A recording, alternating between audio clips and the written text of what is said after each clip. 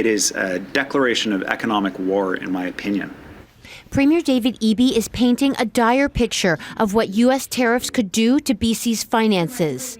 A $69 billion hit to the economy over the next 3 years and the potential for 124,000 jobs lost.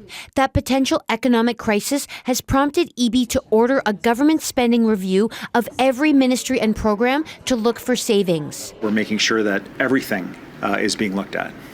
Eby did not rule out the possibility of scrapping the $1,000 grocery rebate, which was promised during the provincial election and would cost $1.8 billion.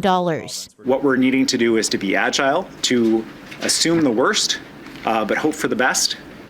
BC's Finance Minister Brenda Bailey is weighing the financial uncertainty as she prepares the budget for early March. BC is already facing a projected deficit of more than $9 billion. The threat of looming tariffs dominated the minister's mandate letters, which is where the premier outlines his priority for each ministry. The word tariff appeared 43 times.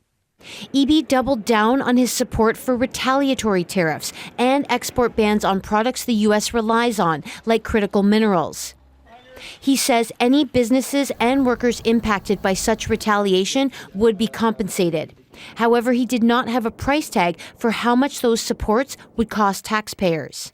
The BC Conservative leader says Eby is playing a risky game that could put jobs on the line. We are looking at billions upon billions of dollars in lost revenue. We're looking at thousands upon thousands of jobs being lost if we get into a trade war. The Americans are like trade sailing up with a battleship, and David Eby's going out with his little dinghy with a pop gun to fight back. The federal Conservative leader was in Vancouver Thursday and slammed the Trudeau government for not reducing Canada's trade reliance on the U.S.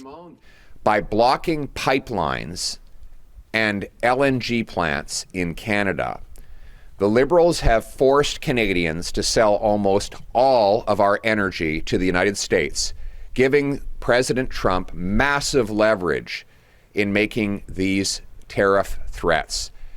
Donald Trump will be inaugurated on Monday, which means the clock is ticking on a deal to avoid a full-blown trade war. Katie DeRosa, CBC News, Victoria.